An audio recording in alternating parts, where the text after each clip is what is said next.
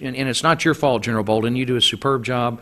The men and women at NASA do a great job, but it is very difficult for us to get our arms around the fact that the White House would actually expect the Congress to cut NASA by over $1 billion, and is not giving you the support that you need, sir.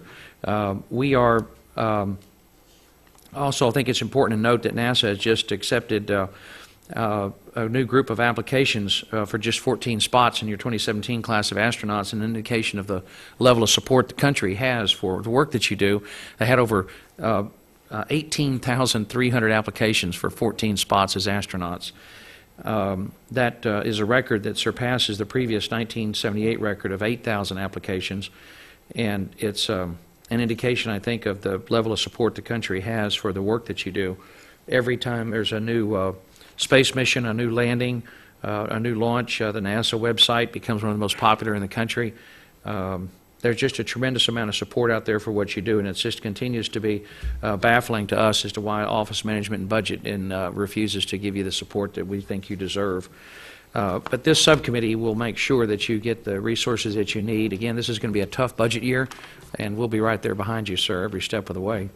And before we proceed, I'd like to recognize Mr. Honda for any remarks he'd like to make.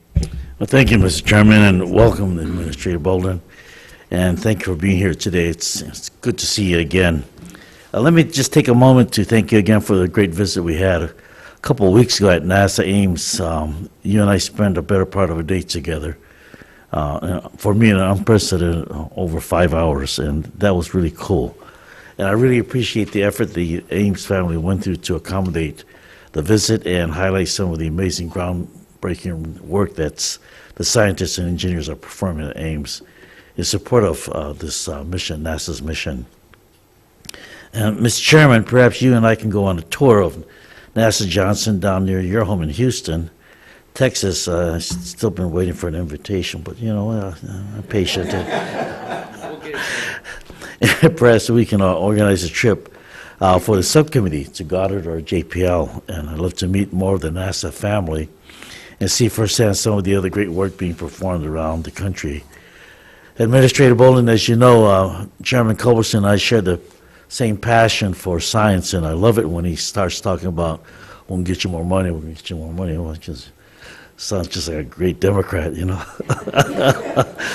But actually, this is not a partisan issue. It's about a national priority and moving us forward in the whole arena of knowledge and pursuing knowledge, that which we know, and then that's which we are seeking. So this passion is also evident in last year's final budget that included the healthiest top line NASA has seen in many years. And I just want to thank Mr. Chairman for that.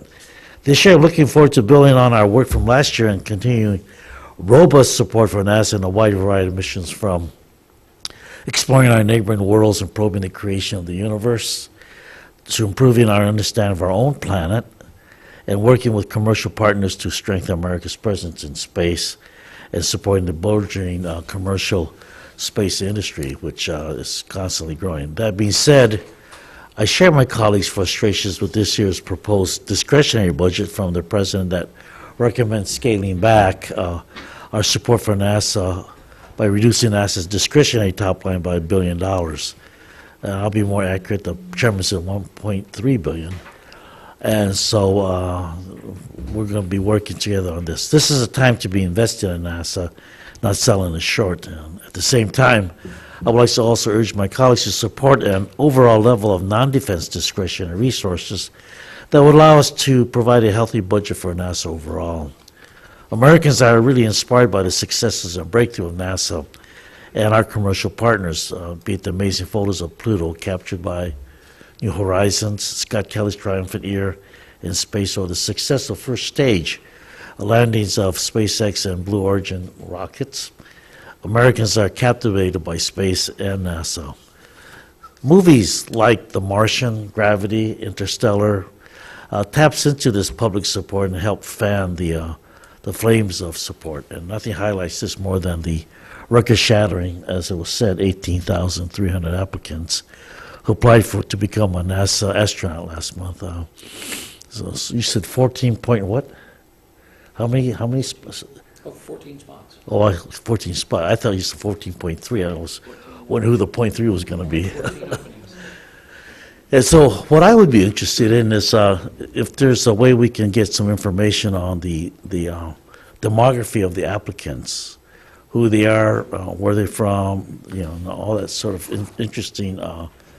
As an educator, I'd be interested in the source and where we're coming from. So I look forward to hearing your testimony this morning and to learn more about NASA's programs and how NASA is going to capitalize on the strong public interest and create the most impactful and inspiring missions to both improve life on Earth and push our frontiers further out into the cosmos. Ooh. Mr. Chairman, thank you. Thank you. Thank you, Mike.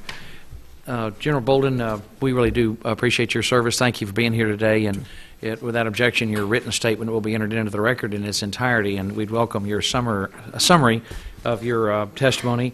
If you can do so within approximately 5 minutes. Yes, sir. I will do my best. And Mr. Chairman and members of the subcommittee, it's my extreme pleasure, and it's actually an honor for me to be here today to discuss with you President Obama's $19 billion fiscal year 2017 budget request for NASA.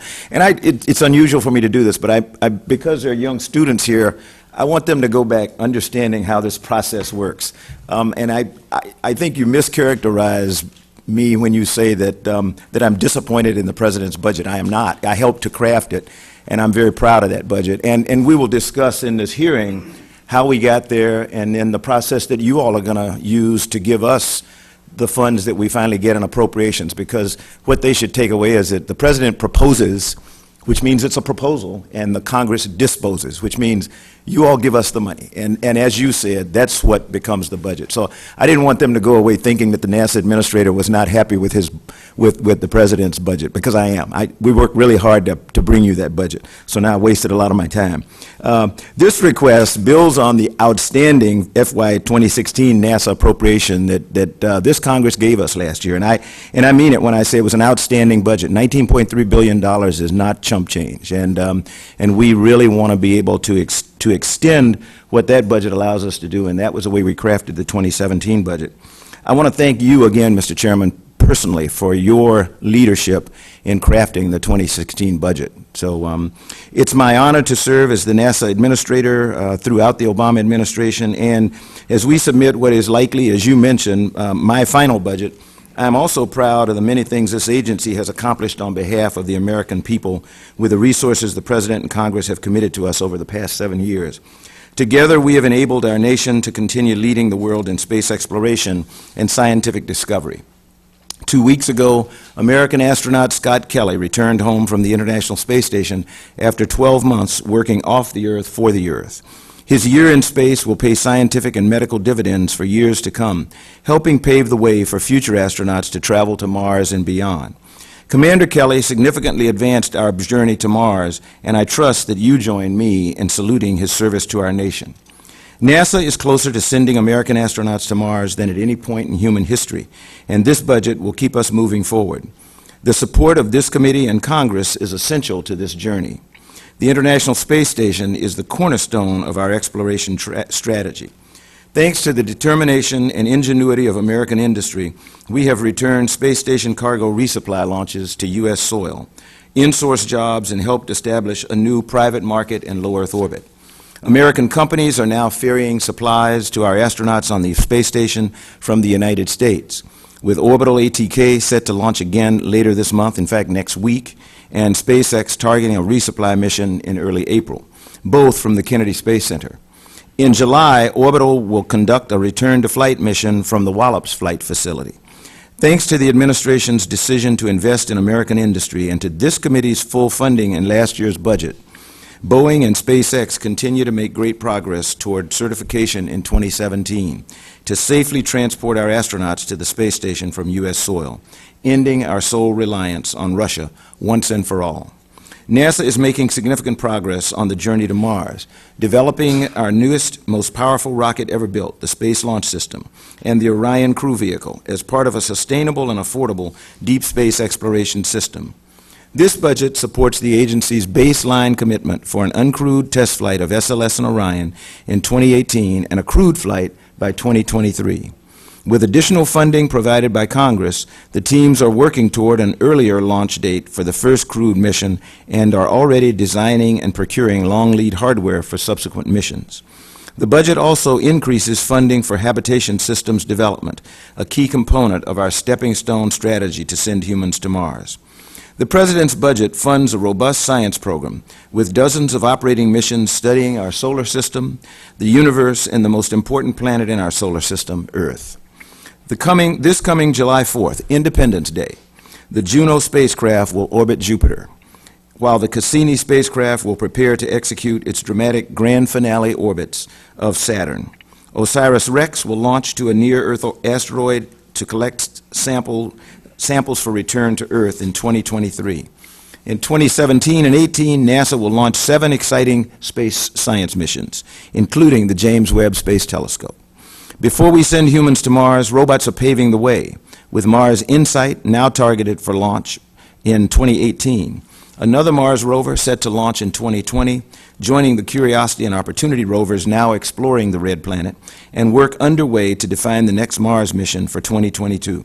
We are formulating missions to explore Jupiter's moon, Europa, as well as WFIRST, designed to study dark energy, perform galactic and extragalactic surveys, and explore exoplanets.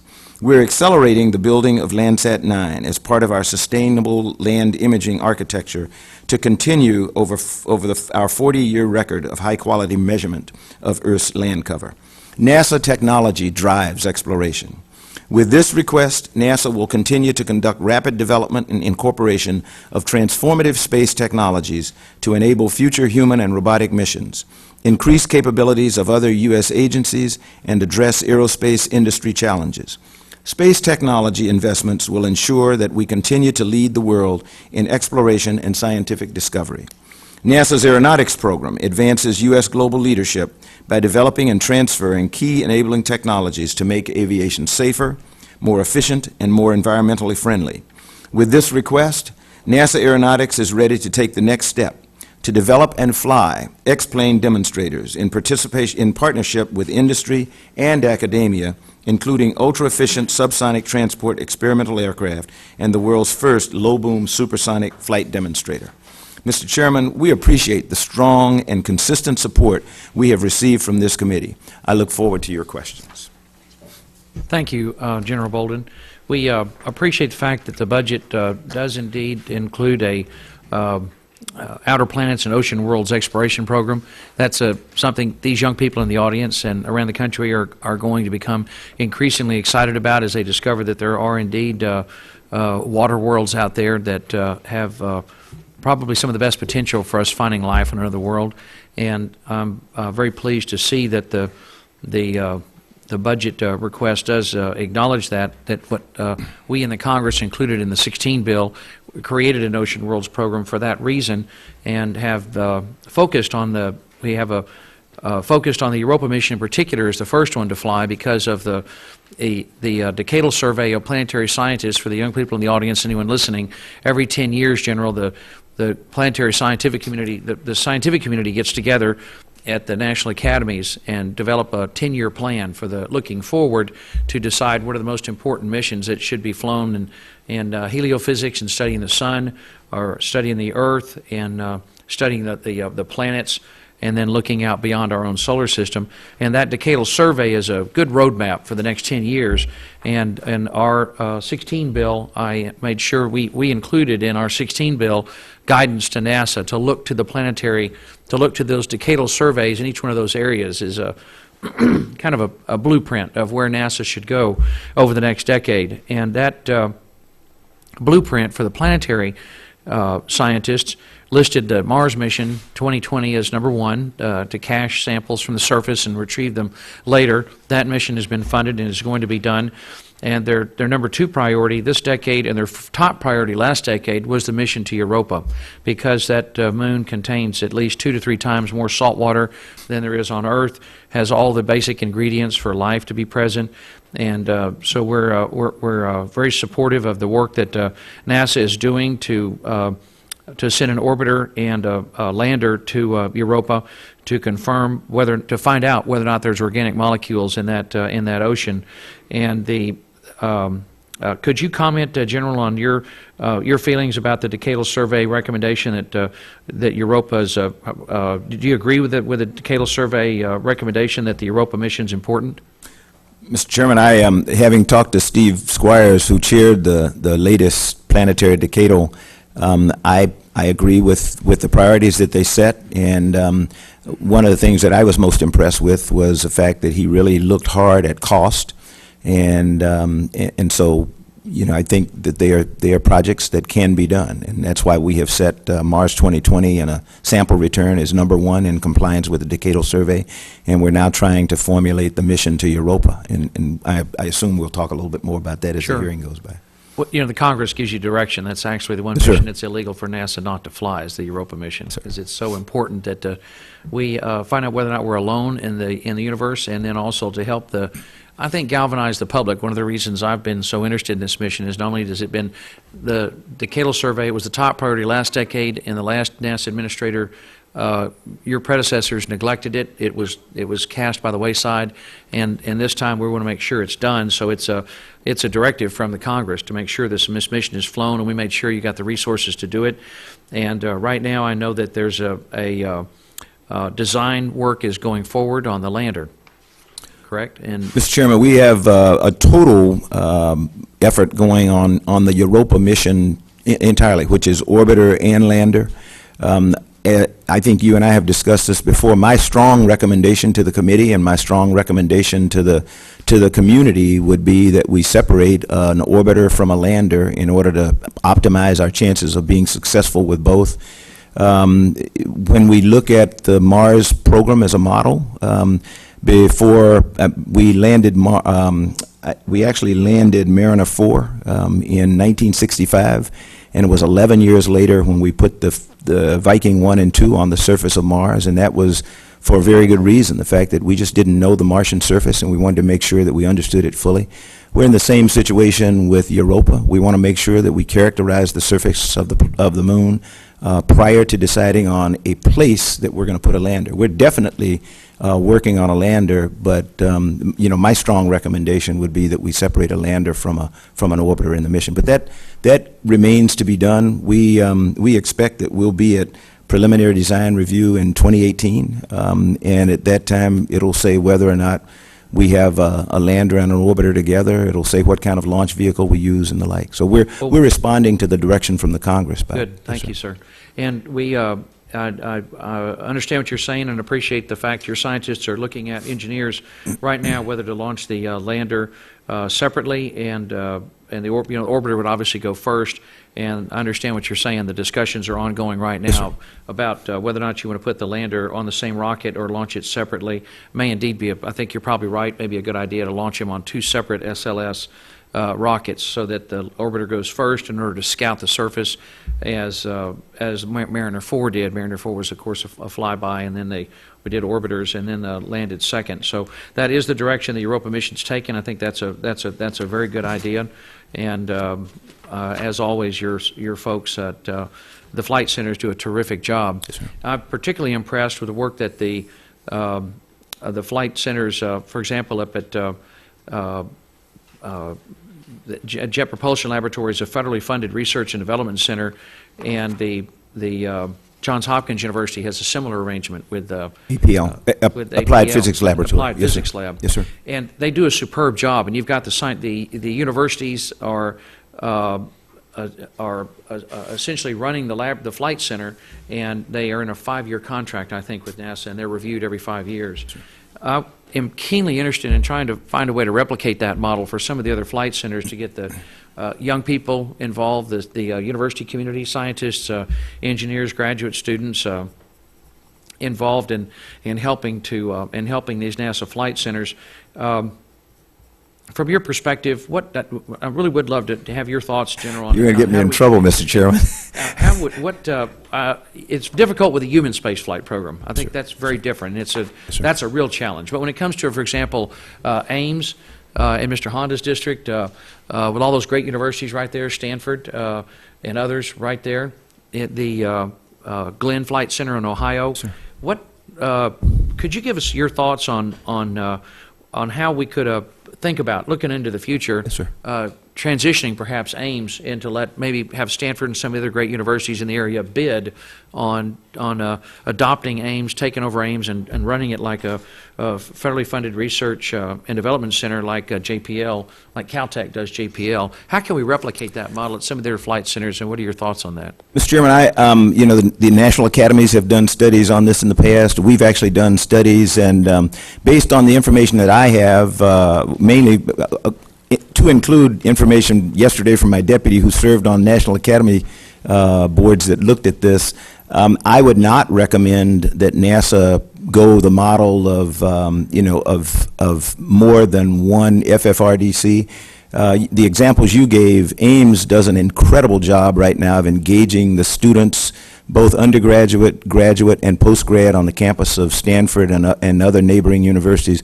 Right now, if you go out to the Ames Astrobiology Center, you'll be introduced to something called the BioBrick, and that's the result of collaboration between students at Stanford University and people at the Ames Astrobiology Center, and that's what we're going to use when we go to the surface of Mars. So it's a study that probably needs to be done again, but based on my limited knowledge and what I've read from the academies and others, I would be leery of trying to assign more than the FFRDC that we have right now for NASA. Why?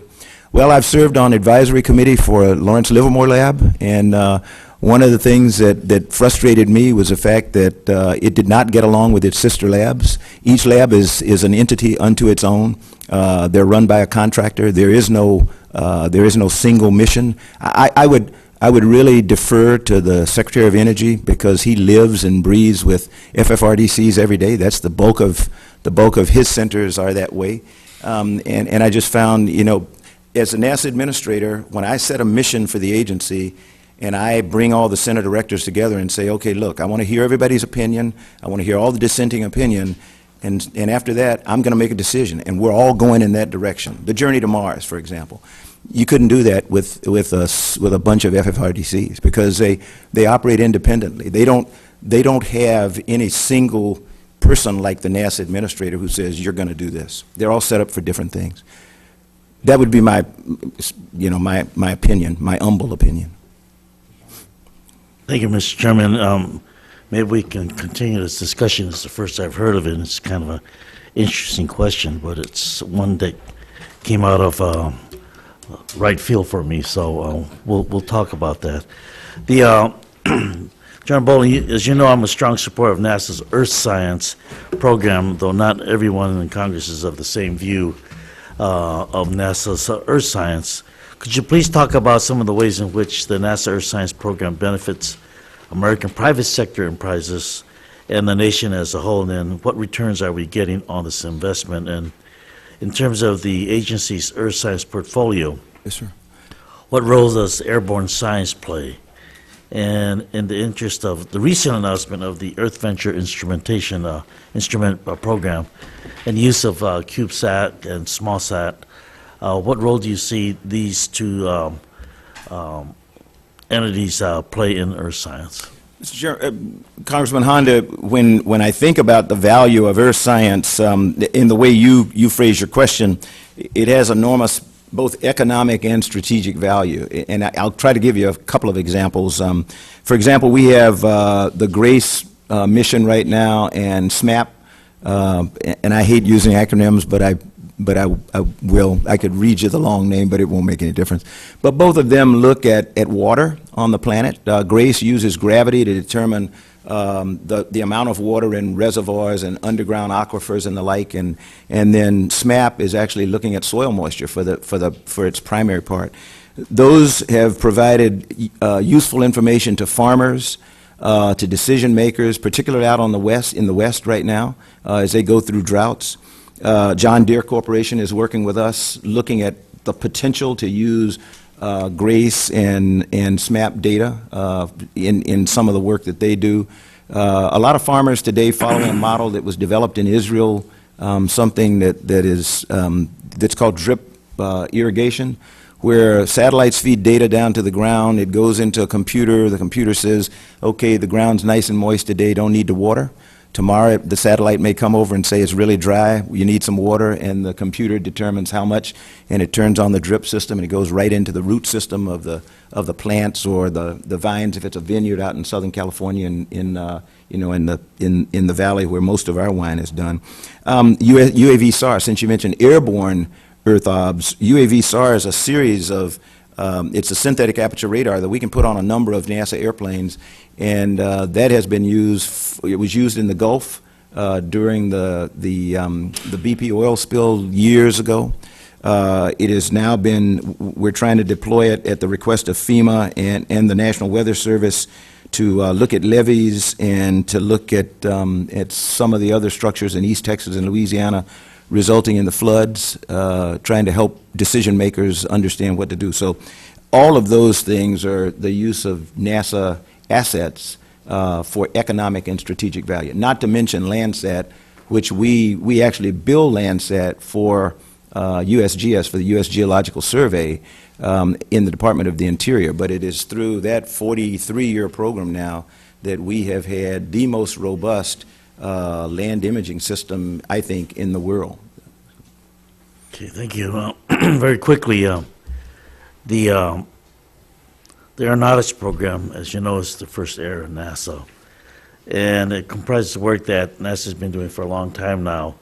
But given the size of the program relative to other NASA directorates, it doesn't usually get the same level of public attention as other programs do. I'd like to focus some attention on this important work. Could you talk a little bit about some of the ways in which the work of Aeronautics Directorate and the funding that you're requesting for it how it can help enhance our competitiveness in aviation, create jobs here, and some of the other benefits that personally I'm looking for too. Well, as of an airport that has. As a former Marine Corps pilot, since I don't fly anymore, I am partial toward the first A, the big A in NASA, which is aeronautics, and I'm very proud to say that over the period of time that I've been the NASA administrator, we have taken a crawl, walk, run, but thanks to the committee again, we have funding in the NASA budget, and the President is proposing in the 2017 budget additional funding that will allow us to get into our new Aviation Horizons program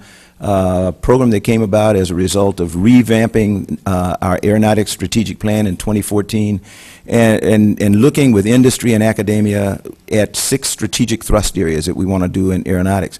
I think every member of the committee should have a little flyer like this, and I apologize that I don't have one of these for Europa.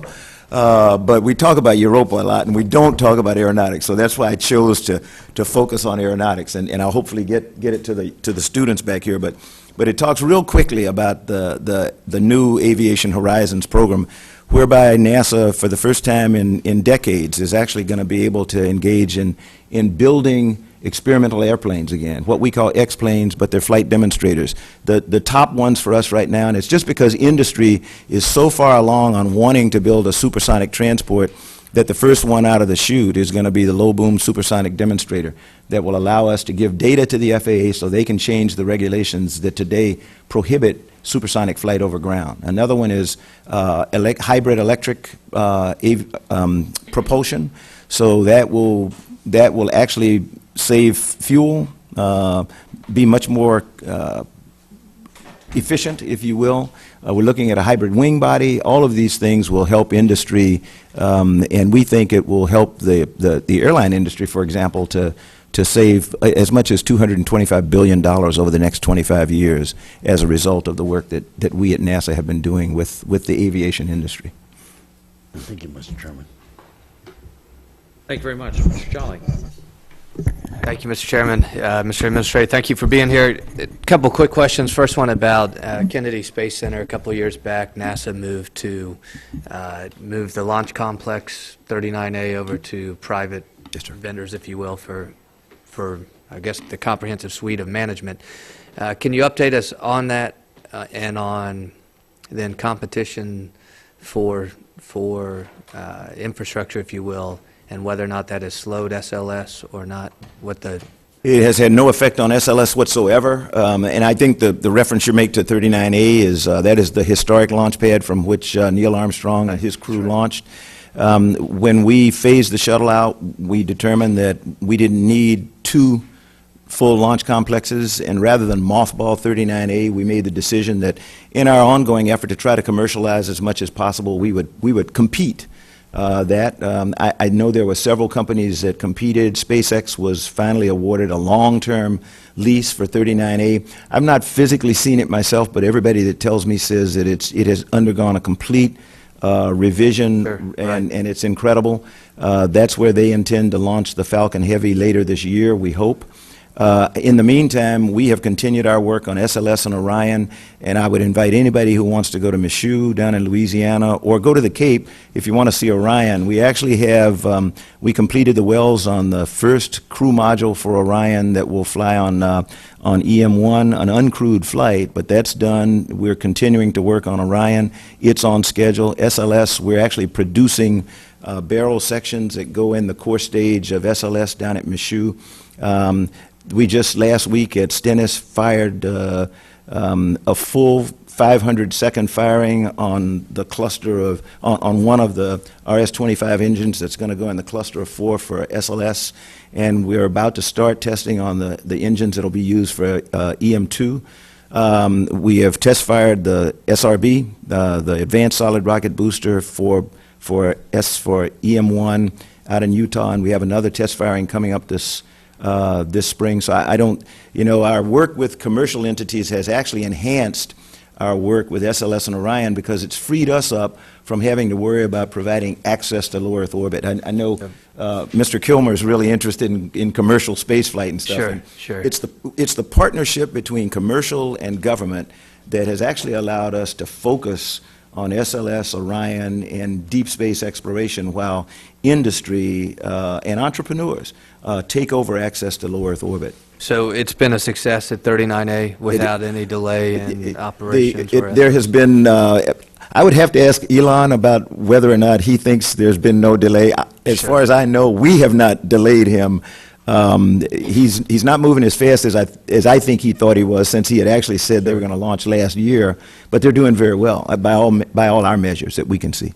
All right, you mentioned EM1. On EM2 in 2021, we provided funding through this committee for enhanced upper stage in last year's bill, and it is not in your request, I believe, in 17. It is not in the 2017 request. However, we continue to work on the exploration upper stage as a part of the 16 appropriations, and because we really want to fly the exploration upper stage as quickly as we can. And we'll, as I explained to the chairman, our hope is that we'll be able to work with the committees in the final determination, because, as I said again, it's you that decide what the ultimate appropriation is. And so, but we are working on the exploration upper stage, although we did not fund it, because we had to prioritize, and we want to keep moving. We're actually looking we look at the SLS and Orion as part of a program. Sure. Everybody gets stuck on EM1 and EM2, and we're busy worrying about this 10-year period of time that we're going to be operating in cislunar space, and we'll need multiple vehicles, many more than EM1 and EM2, so that's what we're focused on. But to achieve EUS larger capacity for EM2, there would need to be 17 funding, right? I understand it's not it's not in your request, but if there's no funding there in 17, does that disrupt the ability to then have EUS and EM2 in 2021? Let me go. I'll take it for the record because I want to give you a thorough answer. It would cause us, as you said, to interrupt the flow of the production of the exploration upper stage. But based on the budget that we submitted, we think we have a way to still produce the exploration upper stage for EM2, which is what we'd like to do. Okay. But we need to work with the committee, the appropriations committees, to make sure that we're getting the funding that would be necessary to do that. Okay. Thank you. Thank you, Mr. Chairman. Thank you, Mr. Jolly. General Bolden, just if I could very quickly, to be sure that y'all are following, NASA's following the appropriations bill. Yes, sir. Okay. We are, and that's what I meant, Mr. Chairman. We're working on the 2016 You're working off the- appropriation. Exactly. That's very important, because over the years that I've had the privilege to serve on this subcommittee, I got so frustrated with your with predecessors, the previous president, not just this president, but previous presidents, who didn't give NASA the attention that you deserve, the support that you deserve. The president would come out with a budget, and NASA and every other agency would just change direction and start following the budget request instead of the appropriations bill. And I got so frustrated with it because it is damaging to the exploration upper stage, to these incredibly expensive and complicated spacecraft and rocket programs for the agency, all these fine men and women who have devoted their lives to building these rockets and spacecraft, to change course and start following the president's budget. This is a very important point I just want to drive home, is that I'm pleased to hear you say you are following the appropriations bill, because I put statutory language in last year's bill and this one that says literally no agency can change any program policy. You can't change funding levels for any program or policy based on the president's budget. You have to follow the appropriations bill, and you are following the appropriations bill. We are following the 2016 appropriations presently, sir. Thank you. So the budget recommendation from the president is simply a recommendation for our discussion. As long as you follow the appropriations bill, we're good. That's the law. That's the law, right. Yes, But sir. it's so frustrating to see the agency change course when we love you, we're devoted to you, and we want you to stay the course and follow 16 appropriations bill. Thank you. Mr. Kilmer. Thank you, Chairman. I was just observing, it's nice to have an agency come in where they're told they're loved. So, congratulations. I'm all in. So, thanks for being with us. You correctly observed my zeal for some of the exciting work being done by innovative entrepreneurial companies. A lot in my neck of the woods, which is getting a reputation as the sort of the Silicon Valley of space. But my interest goes beyond the parochial. It's excitement about the work that's being done, from building rockets and launching satellites to Earth imaging and remote sensing, to even some further out there ideas, including mining of asteroids and sending tourists to space. I think there's a lot of innovation and technical development that's happening, and it can lead to a lot of good American jobs. I guess, and not to mention the fact that it can bring down some of the costs associated with NASA's mission. I guess I want to just get a sense from you of how should NASA leverage these new space companies, both to encourage growth of the industry, but also to maximize the bang for the buck for what NASA spends on exploration and discovery in space. And also, if you can give a sense of, do you have the direction and the authority and the resources you need for those kinds of partnerships with the private industry? Mr. Kilmer, thanks to this committee and the Congress and the appropriations funding in 2016, the one area where we were lacking was commercial crew. And thanks to the appropriations in 2016, we're now stepping it up and catching up, and both of our providers, Boeing and SpaceX, are telling us that they'll be ready for their certification next year, 2017. And in case that's close home to you, what our process allows us to do in working with industry and academia is it's not one size fits all. So we have the ability to use Space Act agreements, which are a form of contract. It's other transactional authority. It's not a real hard contract where they have to follow FAR, the Federal Acquisition Regulation. Blue Origin, for example, they are where they are today in the development of the BE-4 and the BE-3 engines that are probably going to enable us to free ourselves from the RD-180. They are 3 years down the road because of the work that they did with us through a Space Act agreement at Stennis in testing components of those engines. They didn't test the whole engine because they don't need to. They've got their own test facility. Same thing with SpaceX, Orbital. You look at companies, some enter into contracts with us, and others just want to do a little bit. So I think that's the way we've leveraged the ability of the commercial providers. As I mentioned to Mr. Jolly in his question, it has freed NASA up to do exploration, to do the big things that governments have to do. A lot of stuff we do, you can't expect a private company, even with a billionaire leader, to accept the risk for some of what seems to be crazy stuff we do every once in a while. It's only a government organization that should do that. I want to focus some attention on sort of a specific issue with regard to new technologies and some of the work being done by private industry. It is undoubtedly expensive to send supplies and equipment into orbit. It's also not easy, let alone sending those supplies all the way to Mars. And you're seeing companies develop ways to do everything from mining minerals and other resources such as water from asteroids, and incorporate 3D printing technologies into space systems so that large bulky components can actually get manufactured in space instead of trying to fit those pieces into rockets, which I think is amazing and innovative and out of the box. So how does and how should NASA partner with these innovative companies to incorporate these new technologies into planning for future space missions? You know, and is NASA working with industry partners to develop these new technologies, for example, solar electric propulsion to transport cargo and equipment beyond Earth orbit? We are.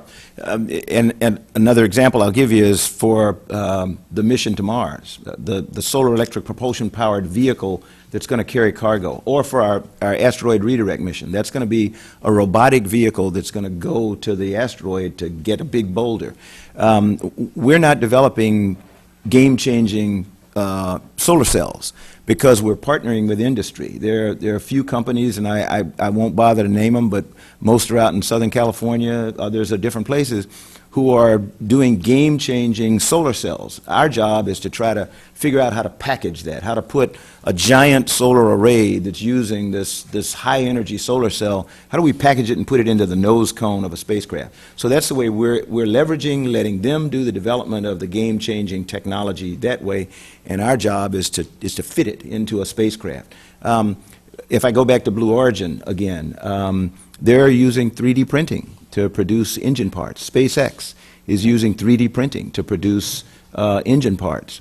We are using 3D printing on the International Space Station now to produce tools. They're prototype. They're not metal tools yet because we haven't figured out how to do metal in the microgravity environment of space yet, because we still have to feed ribbons. We got to figure out a way to contain powders that you would do if you're going to do something like Inconel or stainless steel. But we're working with industry hand in glove. And I think if you go into some of our laboratories, or we'd like to see it in some of their factories, but we don't do it yet, you'll see them side by side with us in trying to get to the places we want to go. Terrific. Thank you. Thank you, Chairman. Thank you, Mr. Chairman. General, it's great to see you again. Good to see you, Marine. Tried to get rid of me, but you couldn't. Just went from one committee to the other. Sure. I just wish we could have gotten the 2015 authorization taken care of, but That would have been nice. we did. The House did its business. The Senate, of course, was absent. We'll just leave it at that. But anyway, it's been a great pleasure working with you to help NASA create a roadmap and rein in their focus so that we could pursue a mission to Mars and direct our resources and our energies towards that. As you shared with my previous committee and with this committee, that maintaining America's leadership in space is a priority of yours, as it is ours and the chairman's. And we all look forward to the day where we're launching American astronauts on American rockets from American soil. And so we're excited, and you referenced the students in here. I think they're going to be very excited just following the mission for us to get there.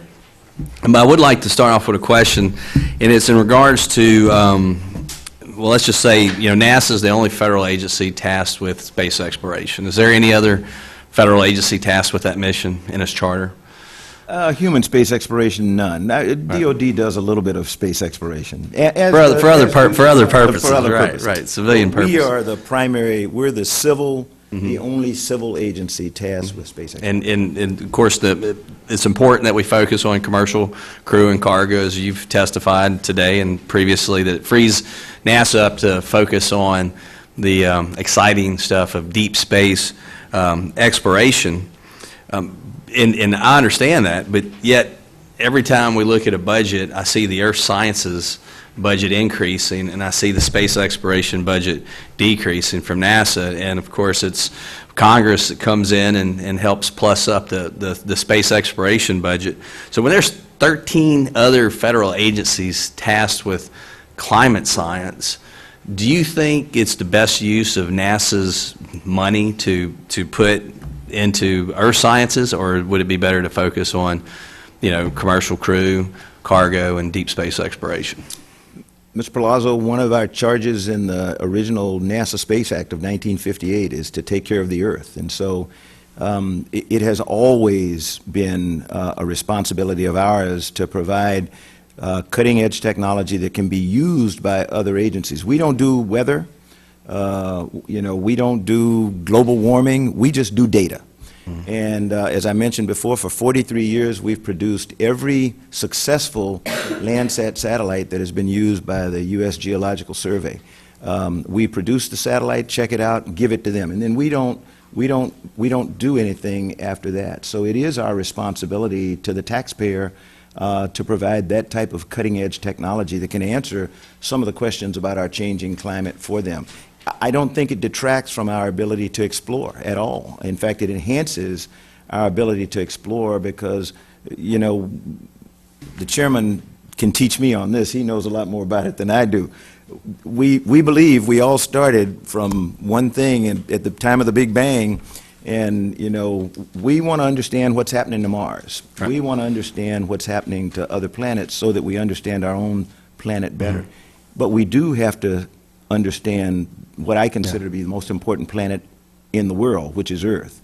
And Well, that's what NASA does. is And I appreciate that, and that's why, focusing on Mars and other planets would be planetary sciences, not Earth sciences. And I understand that, but, 13 other federal agencies are spending billions and billions of dollars. I just wish we They could don't do take... it as well as we do. Well, yes, and I wish we'd just take the billions of dollars that we spend on it and put it into deep space exploration.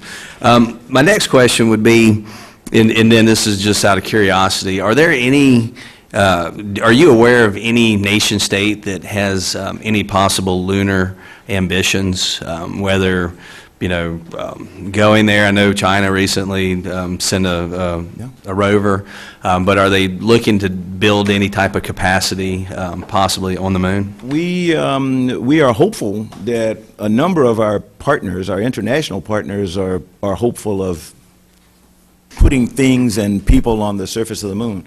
We're going to spend 10 years in cislunar space, operating in the vicinity of the moon, beginning in 2018, when we launch SLS and Orion. That'll be the beginning of, we have this phrase, we call it the proving zone, and a lot of people don't like it, but it says very simply, we're going to spend the decade of the 20s with humans back in cislunar space. We're not ready to go to Mars yet, and so our hope is that over that period of time we'll be able to collaborate with some of our international partners to get them to share the load of getting humans back to the surface of the moon.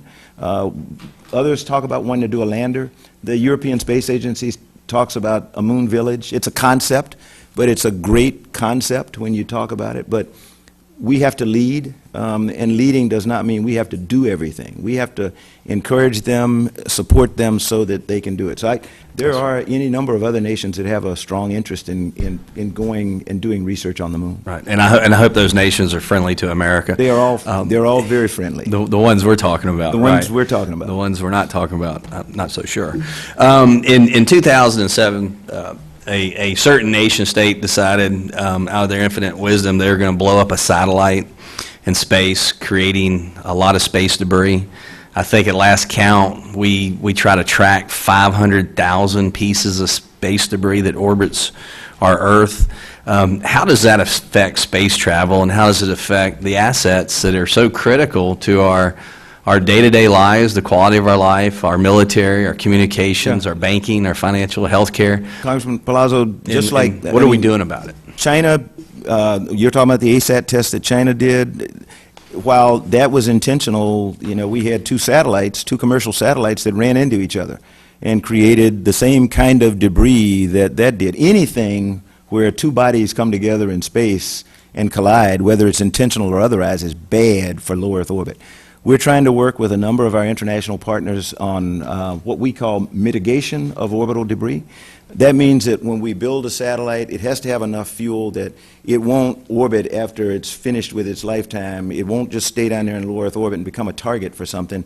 It'll either be purposely deorbited into the ocean and destruct, or we'll move it into a higher orbit where it'll stay for hundreds of years and be out of the way of everybody. What we're not working on, because DOD, the intelligence agency, NASA, all understand the critical need for coming up with a means to do orbital debris removal. No one today has an active program in orbital debris removal, although some of our international partners would like to do that. That's what they want to focus on, and so we've got to do more. Could you real quickly just emphasize the dangers that space debris provides to our space station, our space travel, and other very expensive assets in space? A fleck of paint coming at the right angle toward the International Space Station would be disastrous. That's how, it's a big space, so I don't want to panic anybody. The U.S. Air Force and out in Colorado Springs, along with us, we track as much as we can. We track thousands of particles, pieces of orbital debris, and so every once in a while we have to maneuver the International Space Station, to avoid that. You're right. Thank you, Mr. Chairman. Thank you, Administrator. General Bolden, real quickly, when you mention international partners, what countries are you thinking about, present and future international partners? We have about 15 partners on the International Space Station today. If you're talking about aeronautics, we have 26 partners in something called the International Federation of Aeronautics Research, and so there are a lot. We have more than 800 signed agreements today with more than 120 nations in the world. So NASA is the world leader when it comes to aeronautics, science, and exploration. Just want to be sure we're not talking about the Chinese. Mr. Chairman, whenever we do anything with the Chinese, as I think you and the committee are aware, we submit a certification to you and to the Senate Appropriations Committee listing every individual that's going to be in the meeting, what the subject's going to be. We go through an enormous database. Right, we clear that with the FBI. We clear. But we want to keep that Yes, contact sir. very, Yes, very sir. limited. I just because didn't want to they are mislead anyone not our friend. Yes, sir, that we don't do anything with the Chinese. When we do, though, we certify as required by law that the folk that we're working with are not engaged in human rights violations, are not engaged in terrorism, and there's going to be no exchange of technology. And Thank you very we have much. lived by that. Mr. Fattah. Mr. Administrator, it's good to see you. Great to see you, sir. And How's we're still Overbrook? Overbrook High is doing very, very well, and mainly because of your visit. The science program is much more aggressive, but it is the alma mater of Guy and Buford, and NASA holds a special place.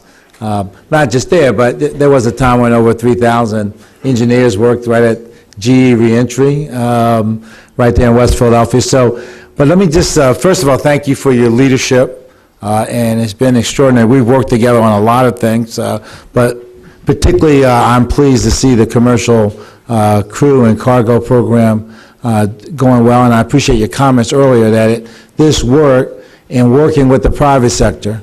You have a Philadelphia firm that's working with NASA now on new space uniforms for your astronauts, that this commercial partnership is critical in NASA being able to focus in on the things that we can't do in the private sector, and there's not a profit center for as of yet. I've spent some time, as the chairman is aware, making sure that we understand this. So I was out at the Jet Propulsion Laboratory. My last visit, I had my wife with me, and we had a great time learning about the great work that's being done, and particularly looking at some of the earth science stuff and some of the other work that they're doing. You talked about the Space Act Agreement. I want to thank you for the partnership with the Boys and Girls Club of America. I'm meeting with them later on today, and this work in the 4,000 centers, clubs around the country, getting our young people interested in space and science is critically important, and we've got a partnership now with First Robotics, because at some point we have to understand, the Europeans and the Russians just in the last few days have launched a non-manned mission to Mars, right? Looking at methane and looking at some of the questions about life and the potential for life. That NASA is the premier leader in the world because of the team you have. And we have to be able to replenish that team at some, that we need young people who are going to focus on this. And I've talked to the chairman about this. It's very, very important that we not miss the boat in terms of the critical skill shortage that's going to, materialize even more so in our national labs, at NASA, in terms of our nuclear enterprise. These are areas we don't have to worry about the Chinese. No, we only can have American citizens do this work.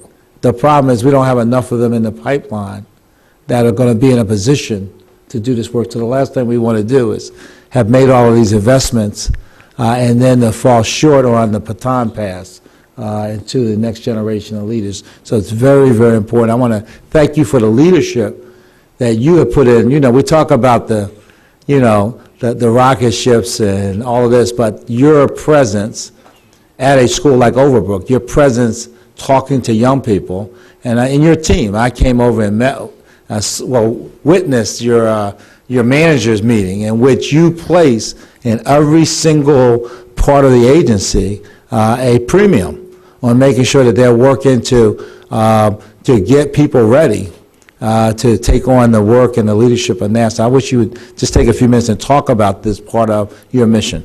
Well, one of the things that I think everybody knows, we've been the best place to work in the federal government in the large agency category for the last 4 years, and it primarily comes, I think, because of our mid-level managers and leaders, and it's the way that we push employee engagement, making sure that one, they emphasize the critical importance of diversity, which means numbers, but that in itself is not as important as inclusion. If there's a woman in the room or there's a minority in the room and nobody lets them say anything, they may as well not be there. So inclusion becomes the most important part of the D&I that we do. We put a lot of emphasis on it. We have a D&I partnership that is all the leadership of the agency, and we come together several times a year to talk about how we promote diversity and inclusion in the agency.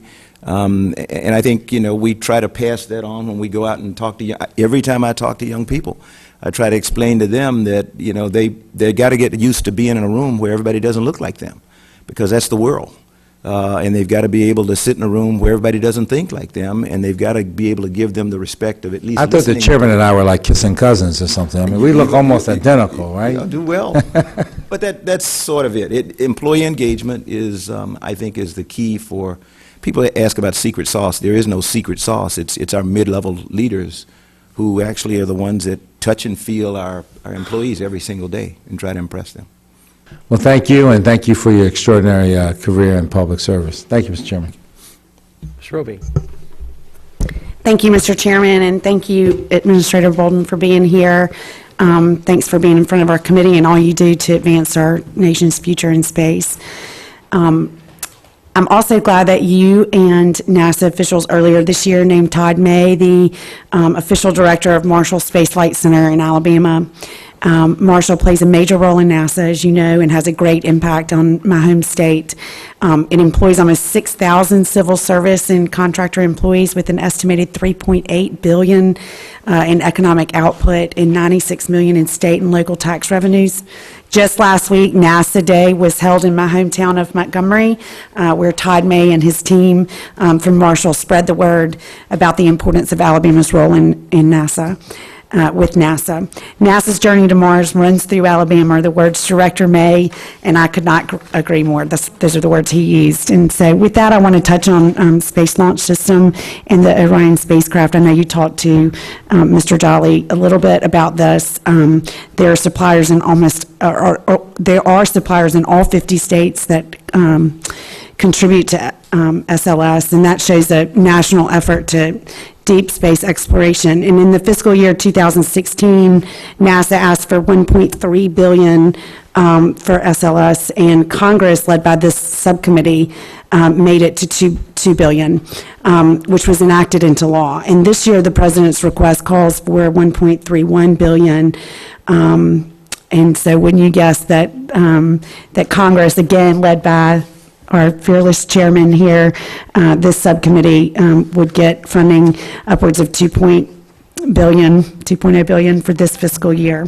That's what we need, and I want to ask you to contribute to the conversation that your agency does project that EM1, that we'll reach EM1 in 2018, but the question is, do you actually think that we can meet this launch date with the funding requests of the President rather than what we hope to achieve here on this subcommittee? Yes, ma'am. There is no doubt in my mind that we'll fly EM1 in 2018. That's what the President's budget supported, and that's how we picked it. And in fact, going back to something Mr. Jolly said, and I should correct one thing, 2023 is the agency's commitment date to EM2, and that's based on the President's budget run out. That is not based on appropriation. So 2021 is a date that we said, we would hope to launch if instead of the run out that comes from the President's budget, we got. Well, do you think that's likely to occur at the trajectory of the President's budget The request? President's budget, we will launch in 2023, and that's with. Oh, I was asking about 2021. If Congress were to increase the funding to the levels that, I don't, I try not to get into conjecture. If Congress increases the budget, we will use it to buy down risks. We will go out and procure advanced parts that we'll need for later on in the program. The discussion we had a little bit earlier was the fact that we're actually looking at supporting a program and not just the first two flights. So if we got more money, we may actually go out and get long lead items that would have no effect whatsoever on EM1 or EM2.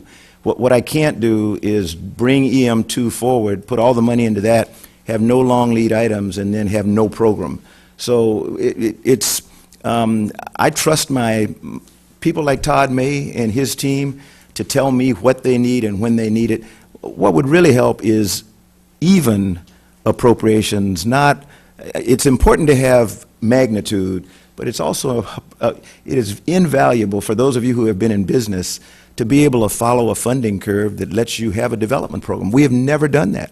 NASA's funding curve has always been a flat line. That is not a development program, and we've got people like Todd and his team that take a flat, non-development program curve and make it work. So I'm saying a lot to say 2023 is the date to which we committed, and we'll make that date on the President's submission for 2017. If we get more money, we will buy down risk, we will do long lead items, and we believe that would enable us to launch sometime earlier. But I'll let Bill Gerstenmaier and his team come back and talk about what those specific dates are. okay, thank you. I yield back. To follow up on Ms. Roby's question, she's correct, and we are, all of us, strong supporters of getting the SLS program up and running as quickly as possible. But you said you're doing a run out. Your estimates on when you could launch are based on the President's budget? We look at. You really can't use that. That's just simply a recommendation. What matters is the appropriations. You're absolutely right. The spending this year is determined by the appropriations that we get. In my world, then I have to pick and choose some amount of funding, and so I pick what we assume the run out on our budget is going to be that'll get us to 2030. That's impossible to think that. Based on the President's recommendation. Based on the President's out-year budget, and yeah. But we state, Mr. Chairman, we state that very clearly, that based on the President's budget request, at our key decision point where we made our official announcement about the date for launch and the cost of the vehicle, that very clearly states that's based on the President's budget request, not on a single year's appropriation. And we also, as I just said to Mr. Jolly and Mrs. Roby, if the Congress chooses to fund us at a higher level, that conceivably draws the launch date in, but not necessarily. Depends on, because we're talking about a program, and we want to purchase long lead items, we want to do EUS. Well, it's difficult to be critical of this good man because he's a Marine and a good soldier. And No, he's Mr. Chairman, no, but you're following the President. You understand? You've got to follow what the President's recommended. But I just want to make sure, Ms. Roby's right. We're going to get you the funding you need to make sure that SLS is taken care of. You can launch then on. You're expecting you'll be able to launch in 18 for EM. 18 for EM1 and 2023 for EM2. Mr. Chairman, you have to understand, when we put a lot of these budgets together, we were still under sequester. we are still under sequester. That is not done yet. You know, it would be nice for me to pretend that the Congress has solved the sequester question. So the president's 2017 budget is optimistic if you compare that with what we would get under sequester. So I'm taking an optimistic view at being able to develop a program. We need to get our financial house in order. I agree with you all. Sure. Talk to us a little bit about stability and certainty and predictability. What would be some of the things that, for example, in the NASA authorization bill that Mr. Palazzo mentioned from his work on the Science Committee? I've been keenly interested in this, and Chairman Smith has been very supportive of legislation that my predecessor, Frank Wolf, and I developed to try to give NASA greater certainty and predictability and stability in your out years so that you could plan for the future. What are some of the things, for example, multi-year procurement? I understand you've already got the ability to do multi-year procurement. And what can you do and what can the Congress do to support you in that effort to give the agency greater stability from year to year so you're not doing... You really want my answer, sir? I do. Thank you. If the Congress were to do one single thing that would dramatically increase the stability to this agency and every other agency of the federal government, it would be multi-year funding. You know, one-year budgets, they make life miserable for American industry, for our workers, for everybody. If the Authorization Committee wanted to do one thing, just one thing, that would dramatically change the way that this country operates and competes, it would be multi-year funding. Now, you, of course, already have the authority to do multi-year procurement, however, on the main Well, rocket we get, systems we and get spacecraft. two-year money and we get that kind of, that's not the same as multi-year funding, where instead of could giving me do- a one-year budget, you give me a budget for 5 years. You asked him the question, Mr. Chairman. You are not about to do that because But I want to find out within the existing boundaries Mrs. of the Roby is law, smiling at me because until we have... she won't argue with the chairman there. Within the exist, have a new we know what authorization. the law is, Mr. Chairman. The law in the process is the president proposes and we dispose. Sure, but I mean, in terms of And that's the multi-year law. procurement, I'm talking about the But greater that's the- stability for the Mr. future. Chairman, that's That was another- my one, you asked me for one thing that the Authorization Committee could do. The Authorization Committee, should I be quiet? Yeah. Oh, no, you asked me about Sure, authorizers, sure. because Yeah. as I understand it, the way this thing This is works the- is, in a perfect world, the authorizers give you guidance, they give you a roadmap, and then you fund it. That Right. almost never works. You know, since I've been the NASA administrator for 6 years, I think I've had 2 authorization bills. Yeah, it's maybe been very 3. frustrating because the House, as Mr. Palazzo says, we do our I share part. your frustration, Mr. They Chairman. disappear in the Senate. Yes, sir. So that, but you would be able to, for example, as you mentioned, do advanced procurement of critical components. As in Yes, sir. You've That already would got be- that authority. that would be incredible. If we gave you the funding necessary, for example, on SLS, Yes, sir. as you said to Ms. Roby, you could do advanced procurement of critical core components. And that's done in the Virginia-class nuclear submarine program, Yes, sir. for example. Yes, sir. The Navy will buy components of the nuclear reactors in advance in order to help make sure that they've got some stability over multiple years. Let me ask you very quickly, when this year will you, before I pass it to Mr. Honda, to follow up one last question on the Europa mission, when over the next few months will you be announcing announcement of opportunity for the science instruments to be included on the lander for Europa? Mr. Chairman, that's This year. that won't happen this year. You know, we have to decide, first of all, I think I mentioned earlier that, and I will, let me take it for the record because I don't want to Do misspeak that because for I the know record. you have information from let's- JPL and others, and I don't want to, We'll get that I don't for want to the get record. crosswise with the guys that work for me. Take that for the record. Let's do that for the record. Yes, Mr. sir. Honda. Well, thank you, Mr. Chairman, and I'm going to go back a little bit on my questions on that deals with Europa and the astrobiology missions in our solar system. 2 weeks ago, we had the pleasure, through Chairman Culberson's leadership, of hosting a very interesting hearing on exploring the water worlds of our solar system, starting with the Jovian moon of Europa. I'm also very pleased that the Science Mission Director had recently recognized other water worlds, including Enceladus, and with potentially interesting astrobiology, and open a new frontiers competition to look into exploring these worlds as well. As part of the discussion with Dr. Elachi and Dr. Lenine, we heard that searching for signs of life and searching for planetary habitability, see, I can say that word today, I fell over that word last time, for life are two different things. We heard that a planned orbiter and potential lander will analyze habitability of Europa, which is quite different from detecting life or signs of life. So the life and impactor, searching for the signs of life, a goal of the Europa Clipper mission, and what will be required to actually search for life, and not just for habitability, but with the orbiter.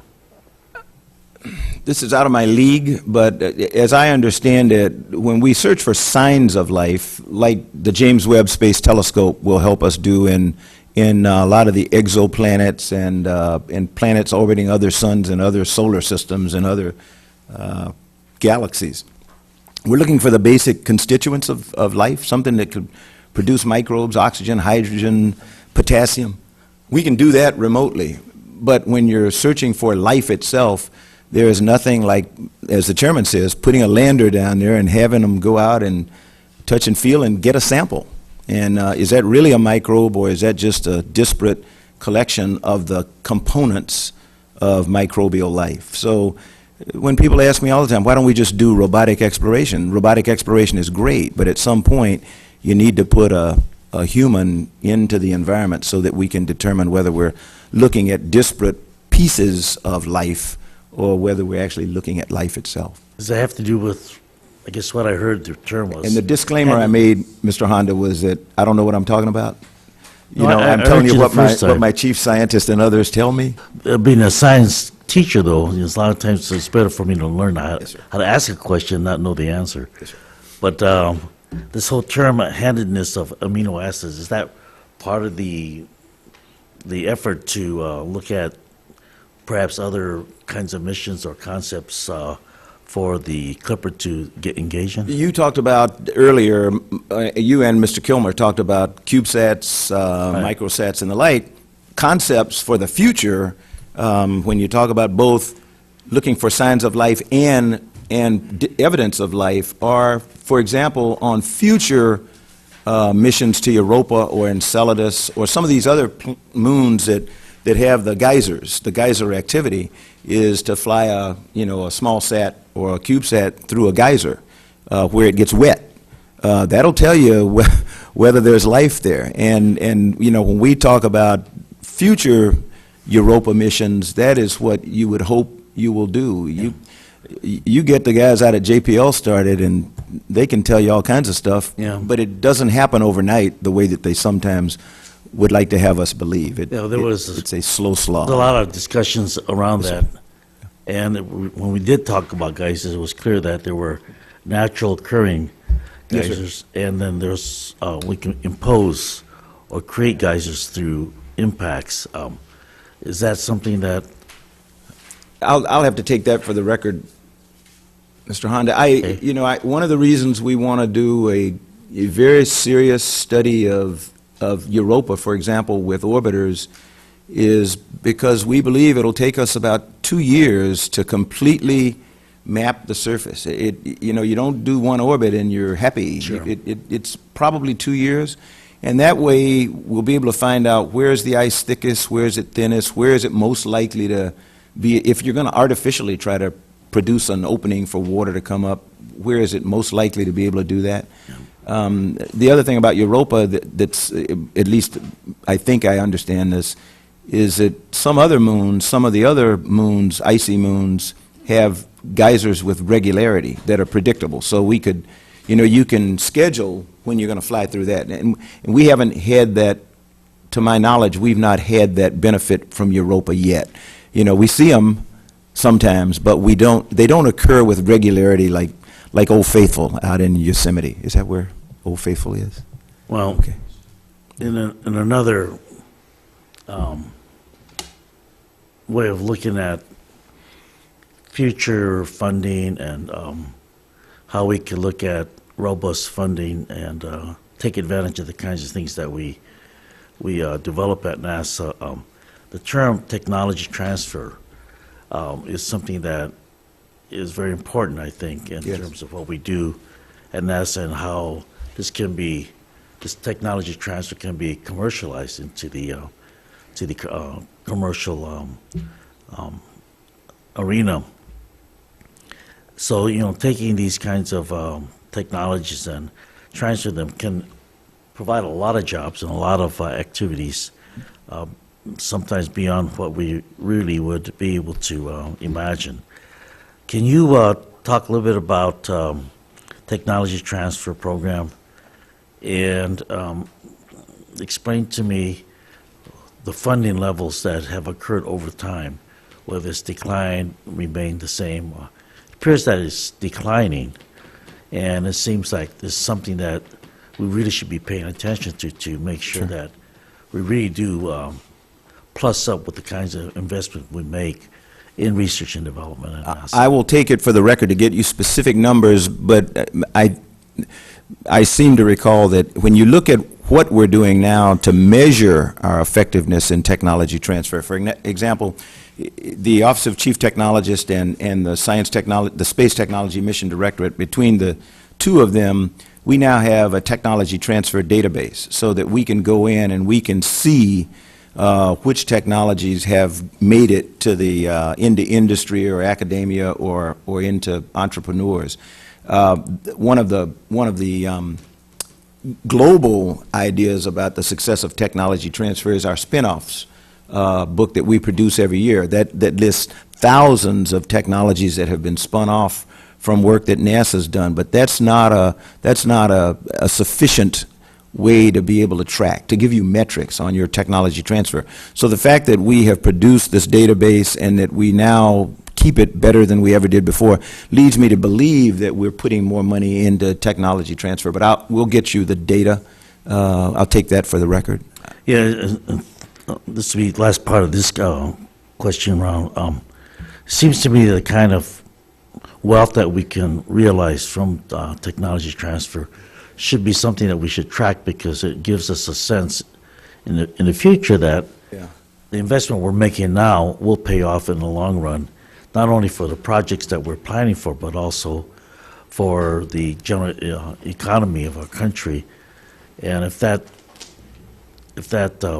pencils out the way I think it should, there should be more attention being paid, as the chairman would like to see, on the kinds of things that we do. And it enhances our life, and it enhances the quality of our life, and it probably provides a lot of different kinds of aspects that we haven't even thought of, and it takes Moore's Law a little further out, too. Thank you, Mr. Chairman. Oh, Mr. Chairman, I just wanted to give you this, something that reminds me of my visit to NASA.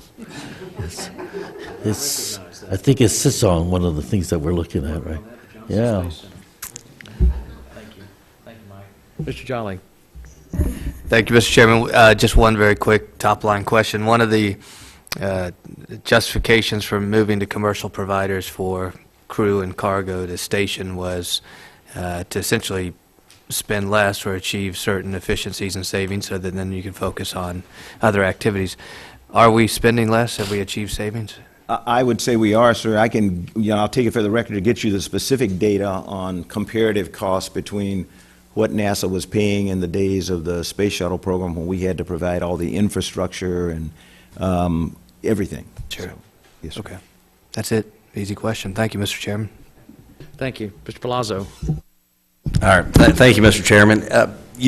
From previous hearings in the authorizing committee, there was some focus on the safety and security of our proprietary information.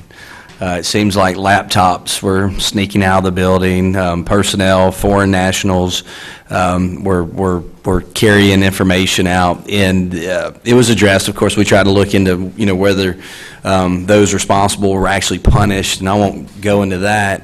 Hopefully they were, but it seemed to be that it was if the security managers or if the managers of the facilities aren't taking the security seriously, because your scientists want to go do scientific stuff, so it comes down to the managers and HR and I guess others to actually make sure they're taking this kind of stuff seriously, because we work very hard coming up with this proprietary information. We spend a lot of money to do it, and it helps America maintain its competitive edge. The last thing we want to do is walk out the door, because again, we know some nation states out there that just love for us to spend all our money, do all the hard work, and they just want to steal what we come up with to help them then take jobs away from America.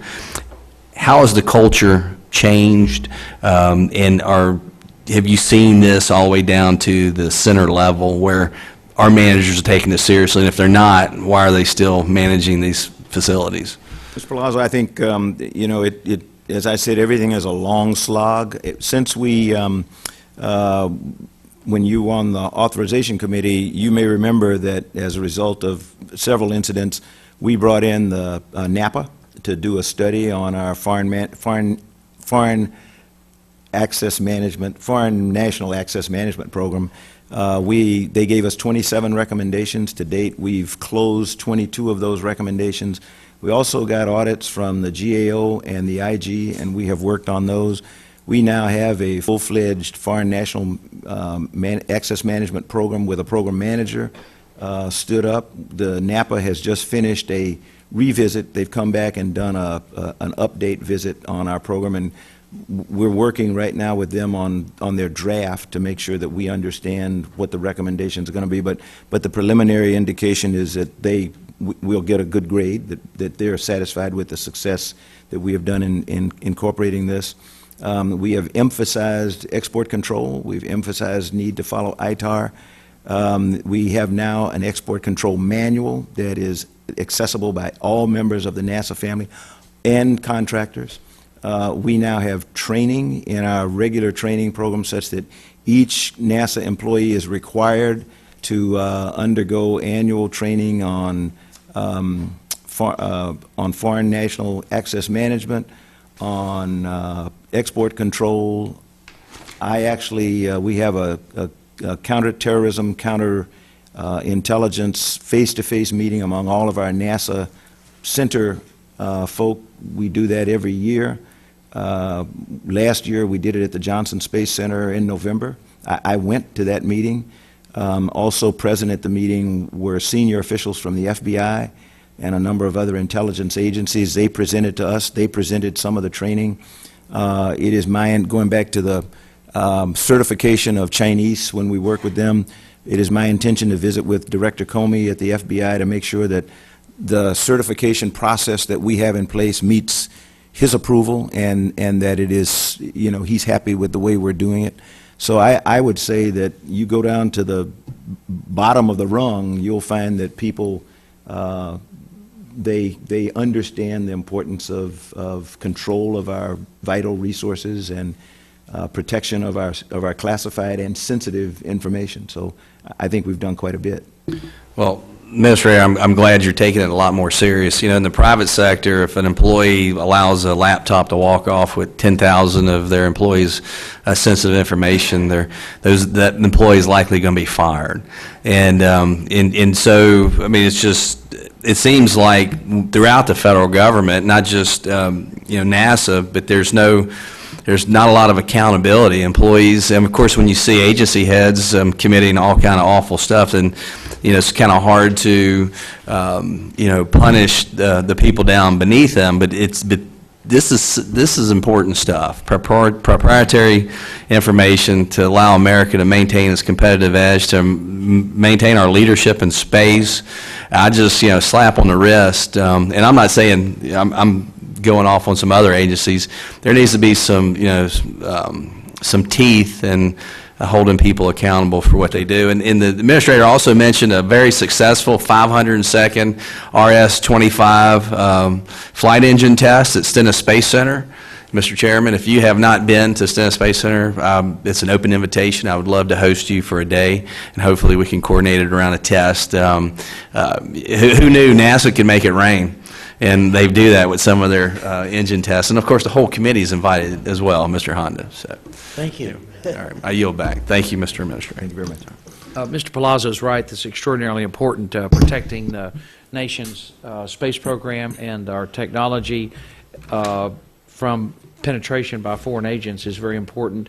And I know there was a problem at Ames, for example, in letting foreign nationals come into the facility. So you mentioned, General Bolden, heard you say foreign national access management. I hope you've got procedures in place to essentially keep foreign nationals out of NASA flight centers and they don't get access to. Mr. Chairman, I cannot stand here and say that's true. That is not true. We have foreign nationals who operate on NASA facilities every day. We have foreign nationals who may actually be NASA employees, like every other agency of the federal particularly government. the- So in particular I understand what you mean. Chinese are the ones The we're most Chinese, concerned about. that's different. Yeah. So no Chinese foreign nationals are getting access to NASA flight centers or computers? No foreign nationals are getting Chinese. unauthorized access to any classified material, sensitive material. No, none, zero. thank you. So, Thank you. but Mr. Chairman, I want to be very clear. No unauthorized access. Anytime anyone who is not an American, in fact, even American citizens have to go through a very stringent process to be allowed to have access to classified and sensitive material. That program is much more robust for a foreign national. So I just don't want to lead you to believe that we've put a wall up and only Perfect. Americans are going into bases. But the ones we're most concerned about are the Chinese. Yes, sir. Because the Chinese space program is owned lock, stock, and barrel, controlled by the People's Liberation Army. It's a military program designed to help them better target their ICBMs in the United States, and they have a long history of stealing our technology. And it's just unacceptable, the level of cyber theft and espionage the Chinese have been engaged in. And our predecessor, Frank Wolf, very wisely, with a lot of foresight, included language in our bill, which we have kept and strengthened, that in Section 531, General Bolden governs NASA's bilateral activities with China.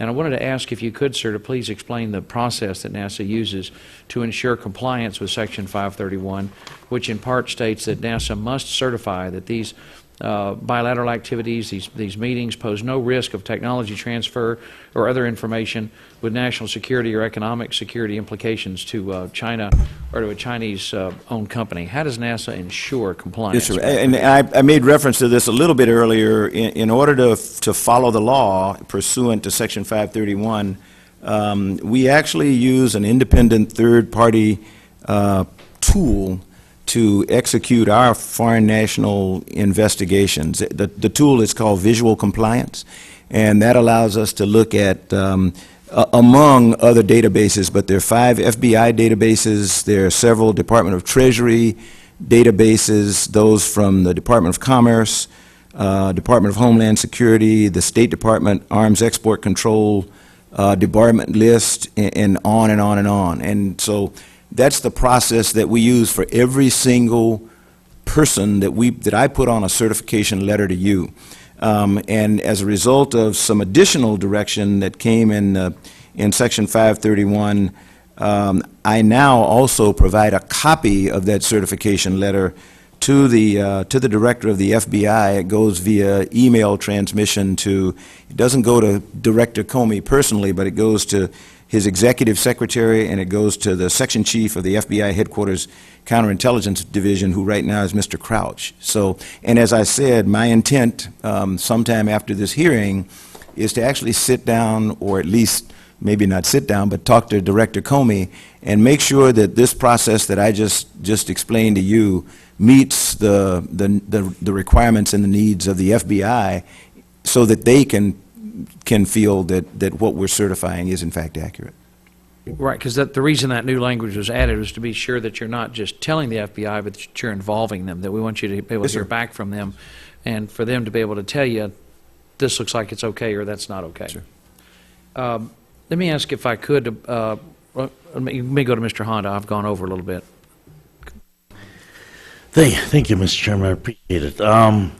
2 things. When we were in NASA, we visited a gadget into which we climbed. It's called an ArcJet. And the function of that is to determine pressure and temperature of reentry of capsules and missiles, for that matter. And I understood that it's probably the most unique piece of equipment that we have, but it's also that we're far behind in keeping it up and maintaining it. And I just wondered whether, if these ArcJets are not capable of recreating the actual temperature and pressure that we anticipate, then how are we going to be able to ensure that that facility will be upgraded so Yes. that the return will be safe for our reentry of our astronauts in the capsule. Mr. Honda, you give me an opportunity to talk about something that's near and dear to my heart, and that's the arc jet about which you speak is in basic terms, it's a wind tunnel. And it's a wind tunnel that we generate incredible heat inside it. So we're degrees. looking at thousands of degrees, and we're looking at the ability of a nose cap, for example, or something, the nose of a missile, to be able to withstand the heat and pressure of reentry. The upgrade on the arc jet facility comes under a portion of our budget that's called Construction of Facilities and Environmental Compliance and Restoration. And that just happens to be a part of the budget that both the Congress and the administration like to use as a bank to which they can go. So I would say when Could you say that again? I use the term bank. It's a place. It's a fund that we go to. It's a mess fund around. that everybody likes to go to because it's quote-unquote not important. It is very important. It is because in that fund, it is where safety and mission assurance, engineering, construction of facilities, upgrade to facilities is all book kept, and salaries. And so when we take money from and I forget what the real name of it is, CSM something, I forget. But you all know what it is. When we go into that fund to take out a few $1 million, then what we have to do, what Mr. Eugene Tu out at Ames has to do is decide, okay, I'm going to delay upgrade on the ArcJet facility for one more year because I don't have the money to do that. And This has some relationship to our discussion about multiple year funding and exactly. multiple year procurement. Multiple year procurement requires that we have the funds so that we can lay it out there in the future for that 1 year's allotment. Multiple year means that, we can have some certainty that we can have a budget that we can count on so that Dr. Tu will be able to keep this ArcJet performing at a place where we can assure that the reentry of our capsules will be tested in an appropriate way. And so I think that it's a small piece, but without properly maintaining it and keeping it up to date, we get to Mars and we come back. If we come back and we hit that atmosphere and that's the piece that's messed up, I think it'd be, that's that one piece that we have to pay really attention to, even though it may be, the budget may not be, it's a budget that we keep dipping into to say, oh, we'll take care of it later. But, if we want to anticipate astronauts coming back and not watching them burn up on reentry, then we have to take care of that, regardless of what kind of funding mechanism we have. So I just wanted to make that a point. And connected to that, we talk about commercialization too. There's been a couple of commercial cargo explosions, and what are some of the things that we're doing to make sure that when we do send astronauts up using commercial launches, what are we doing as NASA to assure that those astronauts that we do send up are going to be safe and that the launches are going to be safe in 2 years? Mr. Honda, just as we did from both, in fact, all three, we had 3 cargo mishaps. We lost a Progress vehicle, we lost a Dragon, and we lost a Cygnus, all in a 12-month period of time. From each of the accidents, we had NASA personnel who were part of the accident investigation team.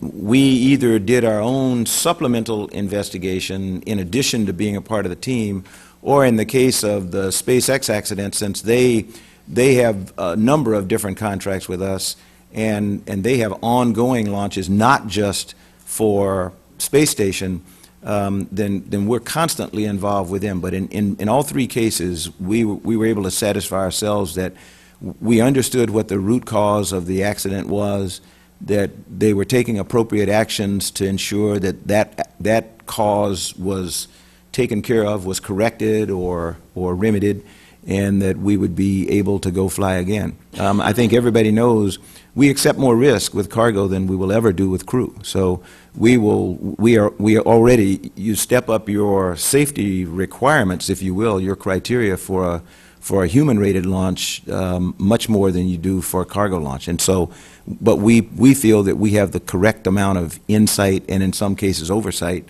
with both Boeing and SpaceX right now to ensure, I will say Boeing, SpaceX, and the Orion program team, because they're all three the same in our eyes. We're going to have astronauts on all three vehicles, and so they have to have the same level of safety and mission assurance, and we have to have the same amount of visibility into all three before we'll launch. And if I may, what role, if any, does aerospace industries The have corporation? in corporations?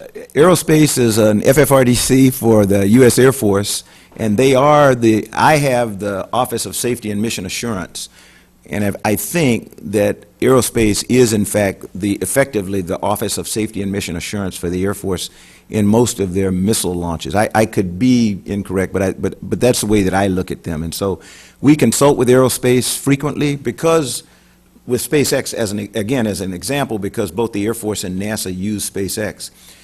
Our Safety and Mission Assurance Organization and our Office of Chief Engineer work hand in glove with aerospace all the time, because sometimes neither of those three organizations has the sufficient number of people to cover everything. So aerospace may cover something and debrief us, we may cover something and debrief them, but they work together all the time. The present CEO of aerospace, Dr. Wanda Austin, hosts a safety quality summit I think it's twice a year, and Robert Lightfoot, who is the senior civil servant in NASA, he is the associate administrator, or in a civilian company, he'd be called the chief operating officer. Robert attends that summit each year along with some of the folk from our Safety and Mission Assurance Organization and the Chief Engineer's Office, and so that there's constant interchange of ideas and experience with aerospace. But they're not technically in our chain of command, if you will. Thank you, Mr. Chairman. Mm-hmm. Thank you. Mr. Palazzo. Well, Mr. Chairman, real quick, we're talking, you mentioned flat budgets, and it is kind of bad that NASA's been stuck on flat budgets, because in our facilities directors, and as well as NASA and the administration has done a good job with the flat budgets that we've given, and that just makes me want to make a few comments. One, we're $19 trillion in debt as a nation, but I don't think NASA's spending on deep space exploration and low Earth orbit is what's driving those deficits. Nor is our Department of Defense spending, investing in our men and women in uniform so they too can have the tools and training to do their job and come back home to their loved ones. But it's the out-of-control mandatory spending. And in Congress, I know that NASA can't fix it, this administrator can't fix that, or others, but the American people should be demanding of Congress that we rein in the out-of-control spending, but we don't even have a vote on it because it's on autopilot, it's mandatory. And it's sad because it is keeping us from doing the hard things at NASA, the great things, and funding, not only just NASA, but also our military at levels that we need to secure our nation. So I hope one day we have that conversation, and we can get past it, because we got to curb the 19 trillion, or we won't be having too many fun discussions on funding NASA's future ambitions. There won't be a Mars trip. There won't be a back to the moon. There won't be America's leadership in space will be challenged, and we don't know how we'll come out if we don't fix our national debt and do it. And if we start today, then it's achievable. If we keep kicking the can down the road until tomorrow, it just gets harder and harder and harder. So that was just more of a comment than anything, because that's something that's always keeping many of us up at night. So, and again, Administrator, appreciate your career in the United States Marine Corps, as well as at NASA. Thank you, sir. No problem. Thank you. Semper Fi. Thank you very much. Administrator Bolden, just a couple more follow-up on the commercial crew program. I wanted to ask if any of the fiscal year 16 milestones slipped into 17 or beyond on commercial crew.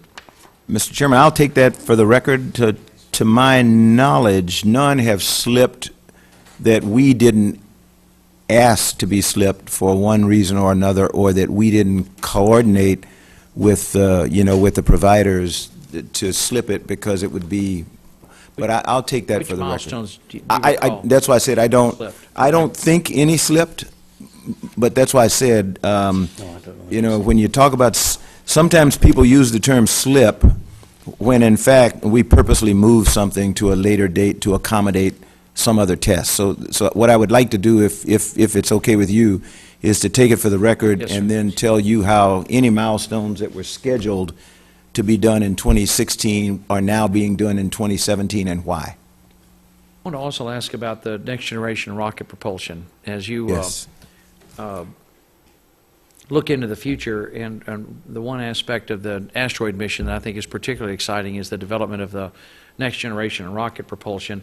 So I want to ask about NASA's work on not only solar electric, nuclear electric, but then also ask about the level of plutonium that you have available. There's only, as I understand it, about 35 kilograms currently, or 77 pounds of plutonium-238 set aside for NASA missions, and this will only support about 2 or 3 NASA missions through the middle of the 2020s. Are you satisfied with the level of funding that you have to understand that the Department of Energy has wanted NASA to take the lead on this? We made sure that you had funding for plutonium-238 production in your 16 bill. What do you need from this committee and the Congress in order to make sure that you've got a sufficient supply of plutonium-238 for future missions, and which missions do you expect to use plutonium for beyond the 2020, Mars 2020? As my memory serves me, Mr. Chairman, we have sufficient funding and sufficient sources of plutonium for the missions that are in NASA's plan right now. Mars 2020 being the next mission that will require nuclear fuel. Thanks to the, in a conversation with Dr. Grunsfeld, the head of the Science Mission Directorate yesterday, when we were talking about Juno that arrives at Jupiter here on Independence Day, you probably know that Juno is not nuclear powered. Juno is powered by solar arrays, new generation solar arrays, giant ones. But according to Dr. Grunsfeld yesterday, it is because of the work that we did on Juno and the success of those solar arrays that our team, along with JPL, is now leaning toward solar power, not solar electric propulsion, solar power for Europa, which would mean that we would not need nuclear power for the Europa mission. But that again, as I mentioned, we won't know that until 2018 when we get to preliminary design review and finish out the formulation of the mission. But that's where it's leaning right now. Talk about, if you could, talk to us about the next generation of rocket propulsion. What do you envision being developed to succeed chemical propulsion, and what are you doing today to develop that next generation? When people ask me about going to Mars and what are the challenges, I tell them radiation is one, time is another one, and we need game-changing propulsion, game-changing in-space propulsion. We are now funding at a very low level development or research on what we call low-grade nuclear fuel, so that we don't have to go through the complicated process that we do now to get, enriched, the type of enriched fuel that we use today. That holds out some hope. There are other systems. People are looking at advanced solar electric propulsion. You have people like Dr. Franklin Chang Diaz has a rocket that's called VASMR. It's variable specific impulse thrust, which is a constantly thrusting ion engine, that we're funding we're funding the upgrade of a laboratory where he's doing testing now to just see if he can get it ground tested, and then we'll go see what happens after that. If that type of propulsion systems bode well for the future. But nuclear electric, I think, is the one that most people tell me is probably going to be what we need, but we've got to get the fuel issue solved first. So, but we're making slow progress. Mr. Honda? Thank you, Mr. Chairman. Learning quite a bit over these past few weeks. I'd like to get some of your thoughts on comments that were made about space launch system a couple years ago by a gentleman by the name of Chris Kraft, NASA's first flight director. He said that the operating cost of SLS, quote, he says, will eat NASA alive. And he lamented that while other existing rockets have become reliable through frequent use, the SLS will not achieve that level of reliability because, in his view, we won't be able to afford to launch it more than once a year, if that. On the subject of future human space flight missions to deep space, Mr. Kraft has also questioned why we can't use our existing launch vehicle capabilities and put vehicles into space in pieces like we did the space station. So, two questions. How do you respond to these sorts of concerns about this space launch system, and what is NASA doing to work with industry and government partners develop the spectrum of missions beyond E1 and E2, EM1 and EM2 to fully utilize this enormous national asset that will be coming online in only a few short years? Mr. Honda, Dr. Kraft is a role model and a mentor for me. He was my center director when I first became an astronaut and went to the Johnson Space Center. He is an incredible human being. From Virginia Tech, by the way. I did not know that until short time ago. We always think about everybody comes from Harvard and Stanford and stuff. Pretty good institution down there in Blacksburg. Sure. But his statement about SLS is, I think, and I cannot speak for Dr. Kraft, I think a lot of people's statements like that are based on how we operated when they were in charge or when they were around. That's a long time ago. SLS, it represents the best technology that we have today to leave the planet. I think most people will tell you we don't have a way other than chemical propulsion today to get off the planet. And we will probably always want to use something like an SLS when you talk about the Europa mission. And while I'm not making a commitment, Mr. Chairman, I want you to understand what I'm saying here. SLS it represents an incredible promise and potential, not just to human space flight, but to scientific space flight. The reason we're all attracted to SLS for a Europa mission or any outer planets mission is because, 9 years to get somewhere, or 8 years to get somewhere, or 7 years, that's a long time. The team, it's hard to hold them intact. You're paying for them. It's much cheaper if we can use if it turns out that SLS is able to be used for a Europa mission. We're talking about a 2.5-year mission. That's 5 years we've saved in transit time, in salaries, in keeping a team enthused, not shutting the vehicle down the way we did with New Horizons. There are a lot of good reasons to do it, but that is not a commitment to SLS. I want to make sure you understand that, Mr. Chairman. It said, you told me to make sure it happens, I'm trying. But I would not, in response to that, even if it's in the law, if I found it were not the right thing to do, I would come to you and say, Mr. Chairman, can we review this policy, because that is not in the best interest of the American taxpayer. So we are following the law, and we will always follow the law, but sometimes things change and you go back and you revise the law. It's like our Constitution. That's why we have amendments. We find that the Founding Fathers weren't, though brilliant, maybe they weren't as smart as we thought they were the first time around or something like that. I don't know. Based on history, too. That's exactly right. Someplace else, so Yeah, it was pretty exactly. cool.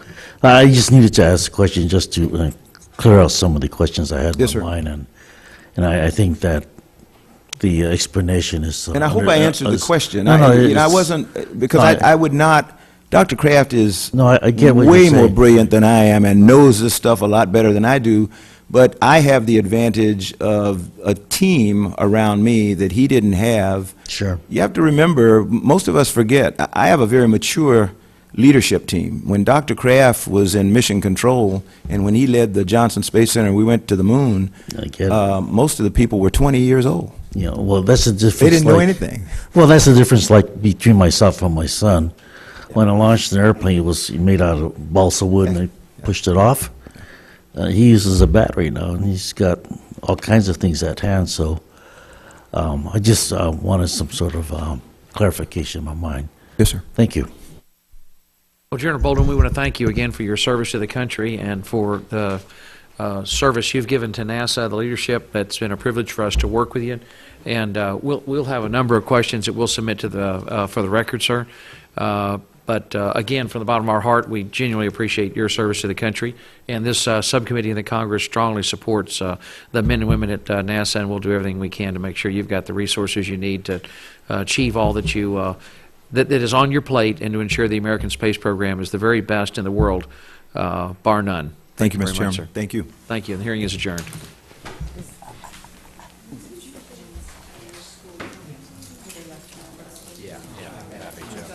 Sure.